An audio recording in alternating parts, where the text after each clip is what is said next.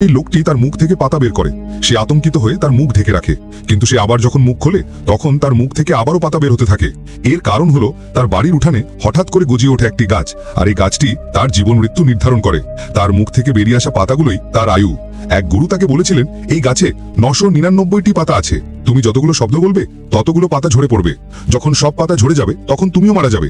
লোকটি প্রথমে বিশ্বাস করেনি। সে মুখ খুলে পরীক্ষা করতেই একটি পাতা ঝরে পড়ল। সে তখনও বিশ্বাস করতে পারছিল না, আর পাতাগুলো ঝরতে শুরু করলো। তখন লোকটি গাছটি কেটে ফেলার চেষ্টা করে, কিন্তু কুড়াল গাছের গায়ে লাগতেই সে ছিটকে পড়ে যায় এবং তার পেটে একটি ক্ষত তৈরি হয়। লোকটি তখন বিশ্বাস করে যে এই গাছটি তার জীবন নিয়ন্ত্রণ করে। নিজের জীবন বাঁচাতে সে চিন্তা করে যে কথা না বলে লিখে কাজ করবে, কিন্তু লিখলেও কাজ হয় না, কারণ লোকটি এবং গাছটি একে অপরের সাথে ওতপ্রোতভাবে জড়িত। একটি কাঠবিড়ালি গাছে উঠতেই লোকটি ব্রেক থ্রু ডান্স করতে শুরু করে। গাছে জল দিলে লোকটি যেন গোসল করার মতো হয়ে যায়। গাছটিকে জীবাণুমুক্ত করলে সে যেন মাতাল হয়ে যায়। 10 বছর পর গাছের সব পাতা ঝরে পড়ে।